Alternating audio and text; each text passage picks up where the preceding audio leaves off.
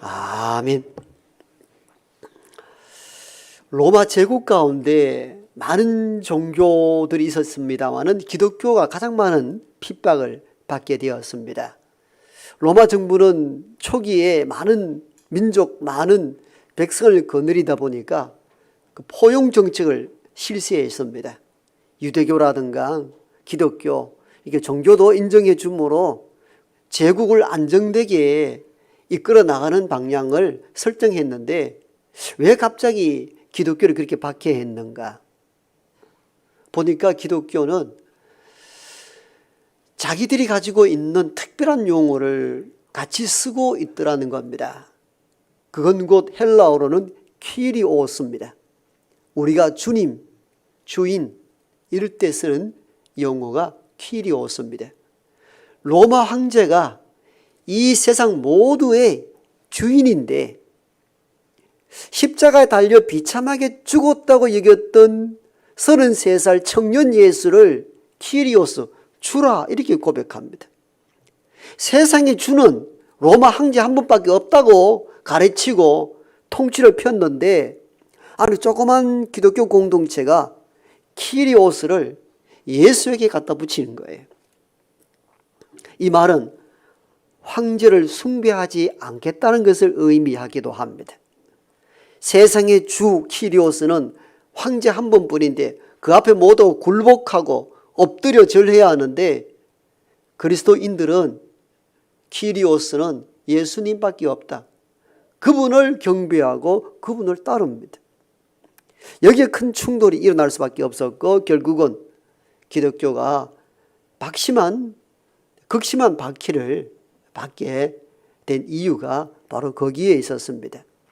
이러한 기독교 박해는 오랫동안 지속되었고 결국 우리가 모두 알다시피 313년 콘스탄틴 대제가 기독교를 공식으로 인정해 주므로 기나긴 박해의 터널을 벗어나게 됩니다.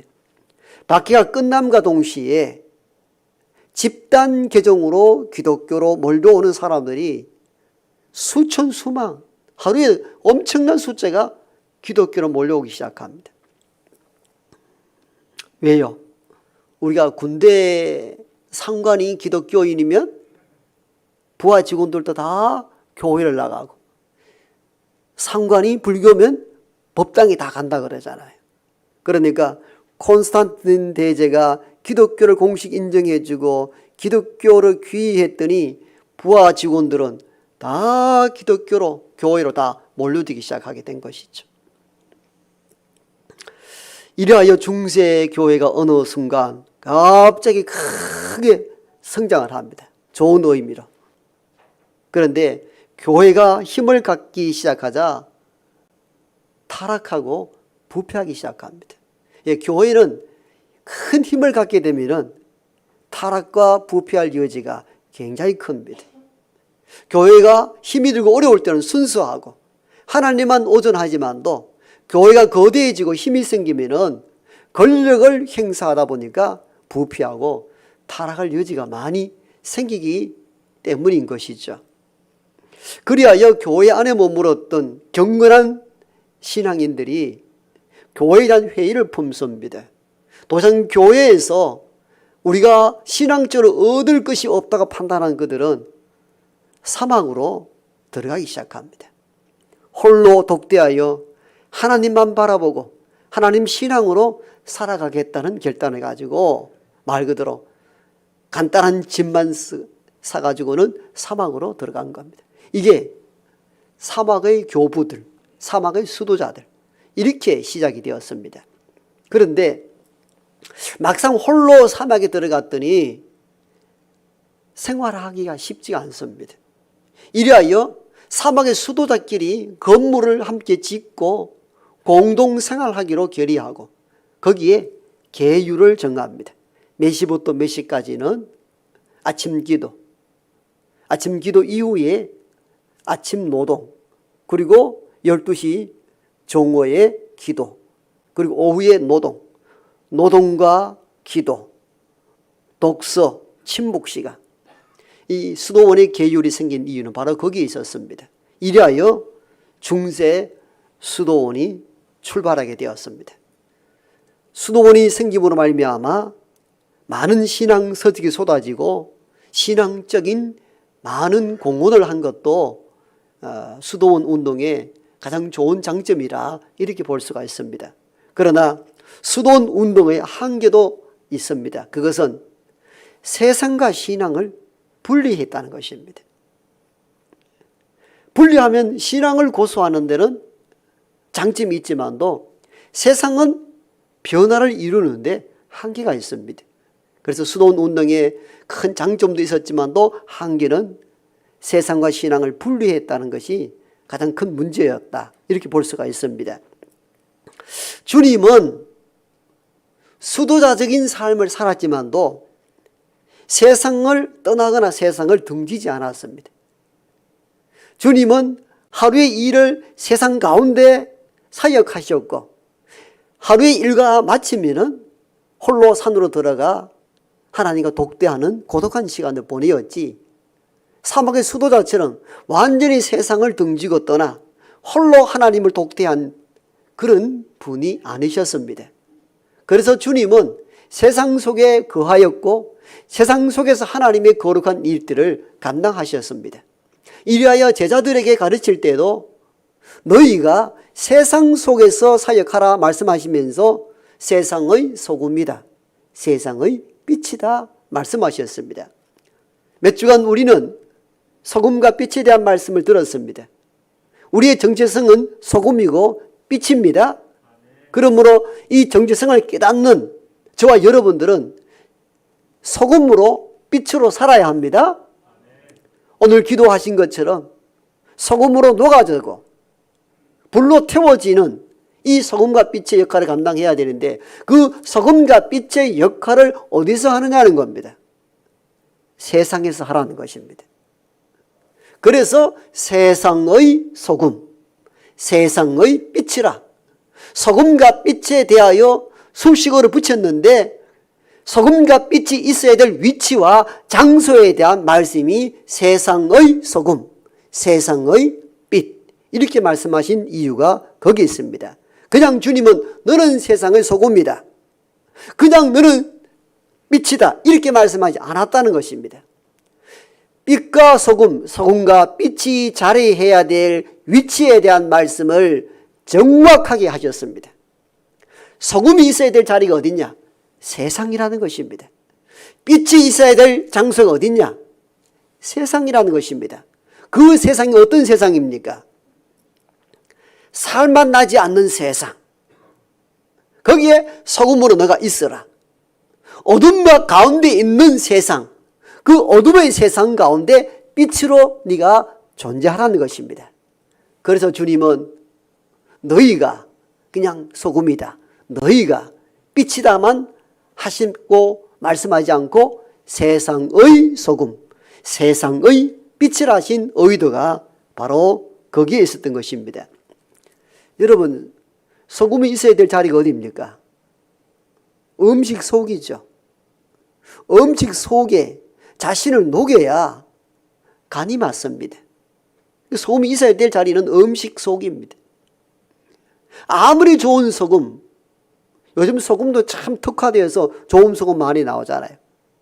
그게 병에 있으면 무슨 역할을 합니까? 아무 역할을 하지 않습니다. 좋은 소금도 결국은 음식 속으로 스며들어가서 녹아져야 본연의 역할을 감당합니다. 등불이 있는데 밝은 대낮에 켜놓으면 뭐합니까? 그건 등불이 있어야 될 위치가 아닙니다. 등불은 어두운 밤, 그늘진 곳, 거기에 있어야 등불은 등불의 역할을 감당할 수 있습니다. 그래서 주님은 세상의 소금이다, 세상의 빛이다, 이 의미를 깊이 되새겨야 합니다. 소금으로 빛으로 불리워진 저와 여러분들이 있어야 될 자리는 살맛 나지 않는 세상, 어두운 세상에 거기 있어야 될 줄로 믿습니다. 그런데 여러분, 소금과 빛이 된 우리는 어떻습니까? 힘들고 어려운 자리, 살맛 나지 아니한다 할 때 그 자리를 피하잖아요. 너무 절망스럽다 싶으면은 여기 희망이 없다라고 떠나잖아요. 그런 경우를 많이 보잖아요. 물론 그곳을 피해가면 혼자 편합니다. 얼마나 편합니까? 여러분, 사람 속에 부딪히며 사는 것만큼 힘든 게 없습니다. 가장 힘든 게 뭡니까? 사람이라 말하잖아요. 사람이 힘들어서 사업 못하겠다, 장사 못하겠다는 분들이 많아요. 예, 그게 너무 어렵고 힘들다는 거예요. 종일 일하는 것은 힘들지 않는데 하루 푹 쉬면 회복되는데 사람이 사람을 괴롭히는 데는 너무 고통스럽다는 거예요. 그래서 일을 그만두는 경우도 많은 걸 우리가 보게 됩니다. 요즘 전에도 말씀드렸다시피 요즘 남성들, 중년 남성들 로망이 뭡니까? 자연인이잖아. 자연인으로 살고 싶다는 거예요. 그래서 나는 자연인이다. 십몇 년간 계속 프로그램이 장수 프로그램입니다. 저도 애청자입니다. 프로그램 시간도 안 합니다. 수요일 예배 마치고 집에 가서 기다리면 딱 나는 자연인이다. 그 시작이 돼요. 얼마나 편한지 몰라요. 로망이죠. 왜요? 자연인으로 사는 사람들이 인터뷰에서 공통된 하나의 주제가 있으면 뭡니까? 이제껏 사람 사는 세상에 열심히 살아봤는데 너무너무 스트레스가 많더라는 거예요. 그래서 산에 들어왔는데 병이 다 나았다는 것입니다. 왜? 스트레스가 없으니까. 그래서 그들은 공통되게 이렇게 이야기합니다. 산이 나를 살렸습니다. 이렇게 고백합니다. 맞아요. 산이 살린 게 맞아요. 자연으로 들어가면 훨씬 좋죠. 여러분, 사람 사는 세상 속에 살아보세요. 얼마나 속이 상하는지 몰라요. 우리 식으로 속 시끄러운 일이 얼마나 많습니까? 떠나고 싶잖아요. 그죠? 그래서 이 사람들은 용감한 사람들이에요. 다 두고 떠나왔으니까. 그래서 살았다는 거예요. 그걸 보고 우리가 그는 꿈을 꾸죠. 우리도 언제 저 산속으로 한번 들어가 보노. 그런 데가 많잖아요. 그런데 여러분들 잘 생각해 보세요. 다 자연인 되면 가족은 누가 돌봅니까? 세상은 누가 움직입니까? 여기에 한계와 문제점이 발생을 합니다. 다 자연인 되면 누가 부양합니까? 누가 세상을 움직입니까? 아무도 없고 부양할 책임도 없고 혼자라면은 자연인으로 살아가는데 누가 뭐라 합니까? 아직 한창 부양해야 될 어린 가족들이나 누군가 있음에도 불구하고 너무 힘들어서 혼자 패하여서 자연인으로 산다. 좋은 겁니까? 어쩌면 굉장히 무책임한 일이 아닙니까? 우리는 자연인으로 사는 그 단면만 딱 떼서 영상을 보니까 참 좋겠다 싶지만도 깊이 들여다보면 한계와 문제점을 여전히 갖고 있습니다. 누구든 그렇게 살고 싶지 않은 사람이 누가 있습니까? 만약 그런데 모두가 똑같이 자연인으로 다 돌아가면 가족들은 누가 돌보며 세상은 누가 이끌어 가십니까? 결국은 주님이 이 말씀을 다시 되새기게 합니다. 너희가 세상의 소금이다. 세상의 빛이다. 네가 소금으로 불림을 받고 빛으로 거듭난 삶을 살았다면 네가 있어야 될 자리는 세상 한가운데라는 겁니다. 그 세상은 때로는 절망이 있고 어둡고 칙칙하고 살만 나지 아니하는 그 세상이 소금되고 빛된 저와 여러분들이 있어야 할 장소입니다.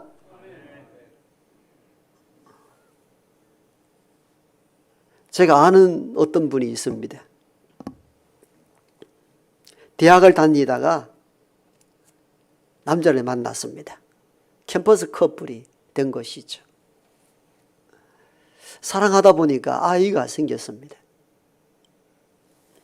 그러자 이 남자는 산사로 절간으로 머리를 깎고 수도승을 살았다고 들어갔습니다.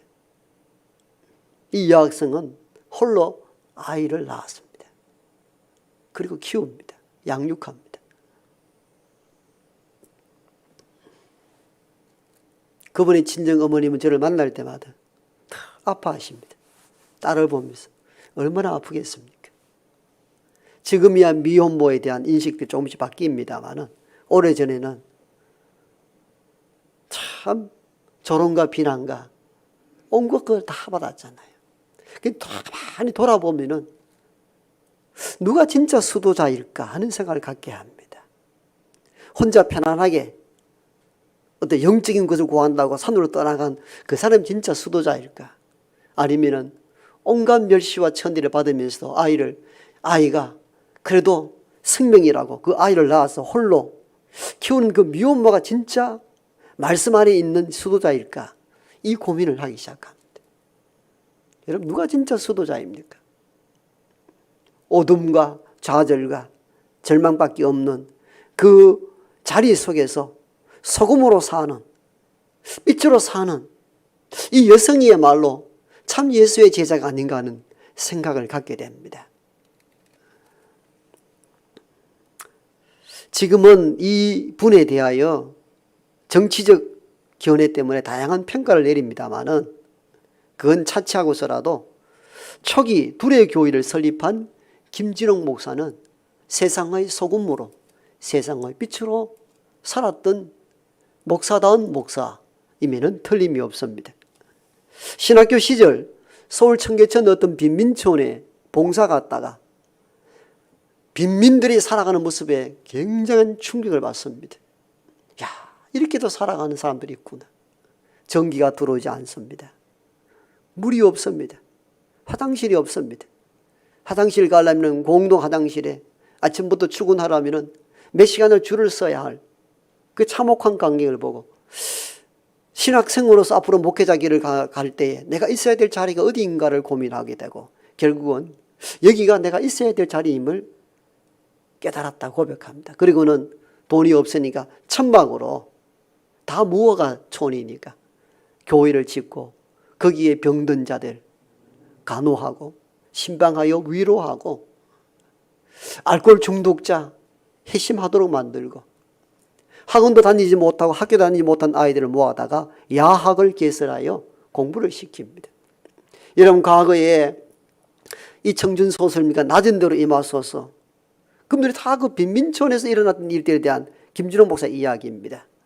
재정구 의원 이런 분들 다 빈민촌에서 김진홍 목사의 영향을 받아가지고 노동운동하고 헌신했던 귀한 분들이 거기서 출연되기도 했었죠. 그러나 빈민촌도 오래가지를 못했습니다. 서울도시 개발에 의해서 결국은 불도저로 밀리게 됩니다. 왜? 주인 없는 땅에 천막을 치고 살았기 때문에. 그때 김진홍 목사는 빈민들과 함께 청와대로 쳐들어가잖아요. 청와대 정문 앞에서 깃발을 들고 빈민들을 내몰지 마라. 삶의 자리를 내달라. 데모는 그렇게 하는 겁니다. 어떤 정치적 성향에 따라 움직이는 것이 아니고 참된 낮은 자와 가난한 자들을 위하여 대변할 수 있는 것. 이게 기독교의 정신이고 성서적 가치관입니다.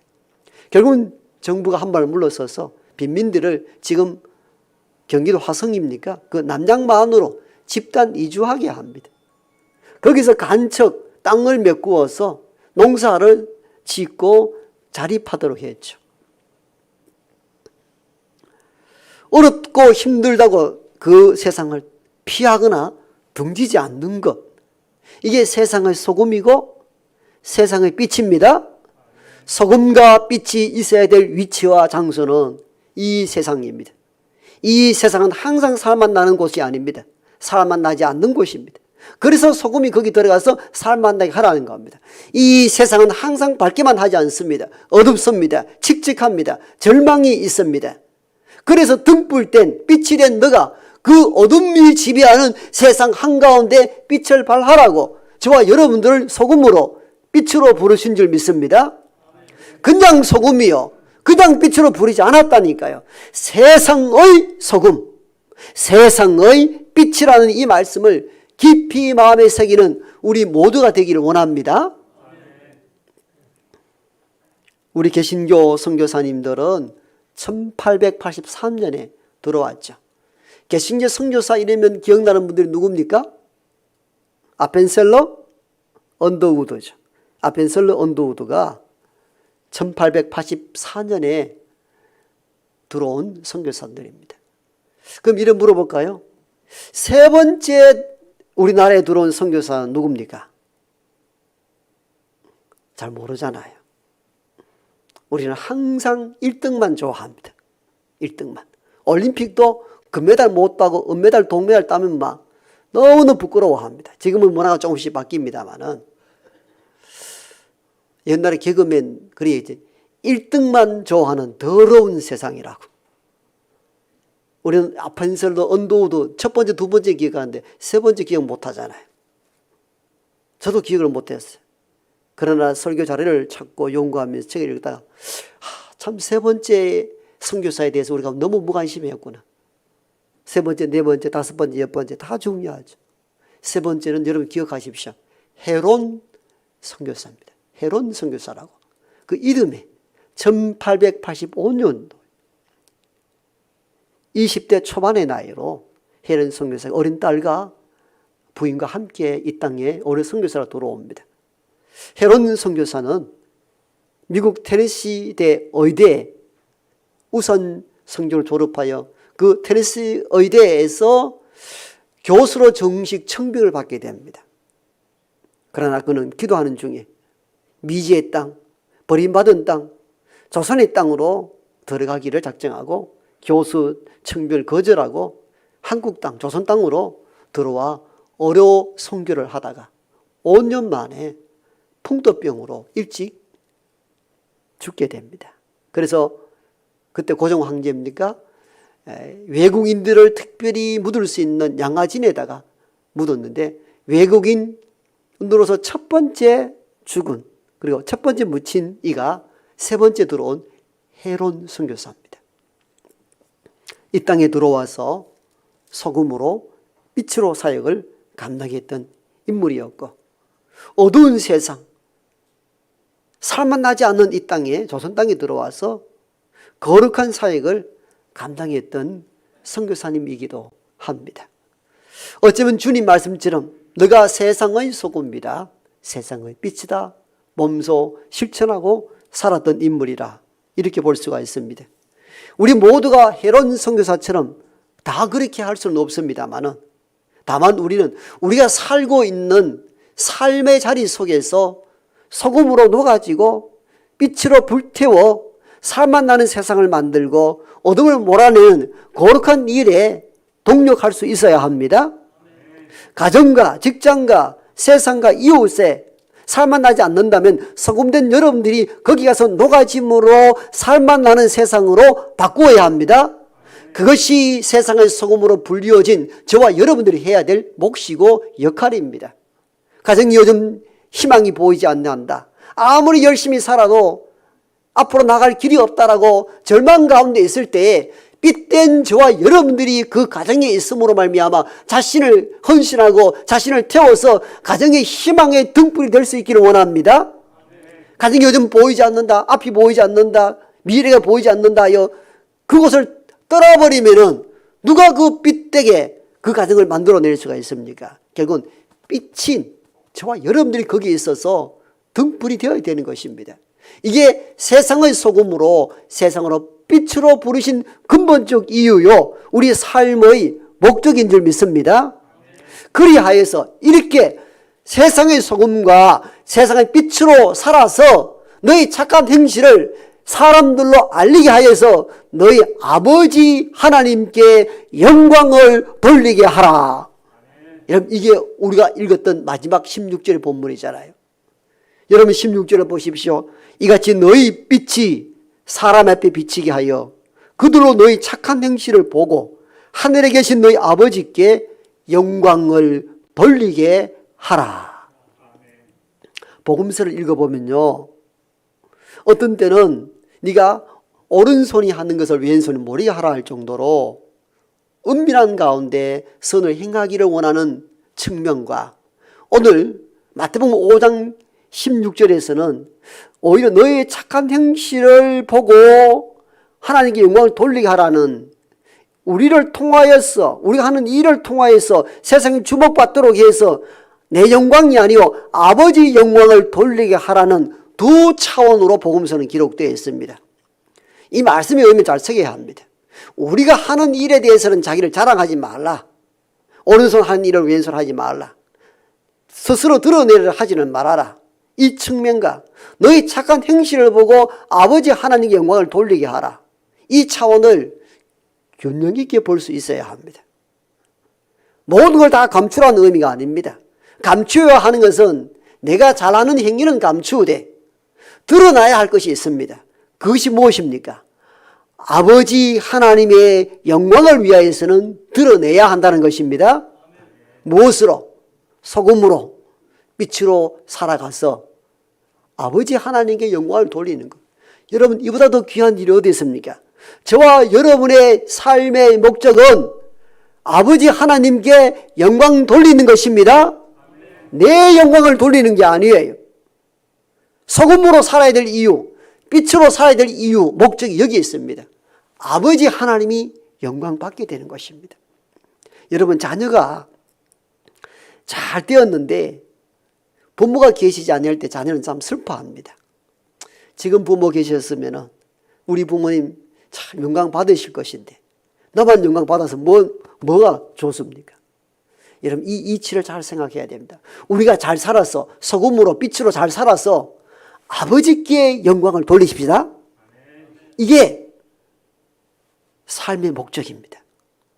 이걸 잊지 마시고 소금으로 빛으로 부르신 이유가 무엇인지를 궁구하고 세상 속에서 소금으로 빛으로 살아가 아버지 하나님께 영광 돌리는 우리 모두의 삶이 되기를 소망합니다.